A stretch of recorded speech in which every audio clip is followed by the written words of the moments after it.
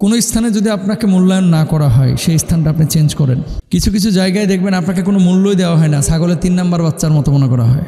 অথচ আপনার যোগ্যতা আছে, আপনার মেধা আছে, আপনার শক্তি আছে, আপনার সামর্থ্য আছে, আপনার ফিডব্যাক দেওয়ার মতো যথেষ্ট এক্সপেরিয়েন্স আছে, কিন্তু আপনার সাথে যে মানুষটা আপনাকে কদর করতে পারতেছে না, আপনাকে মূল্য দিতে পারতেছে না। আমি বলবো আপনি আমেরিকায় থাকেন, কানাডায় থাকেন, লন্ডনে থাকেন, আপনি স্থান চেঞ্জ করেন, ওই জায়গায় আপনি থাকেন না। মনে রাখবেন, ধনীর বাড়ির মূল্যহীন প্রধান অতিথির চাইতে গরিবের বাড়ির মূল্যবান বিশেষ অতিথি হওয়া অনেক ভালো।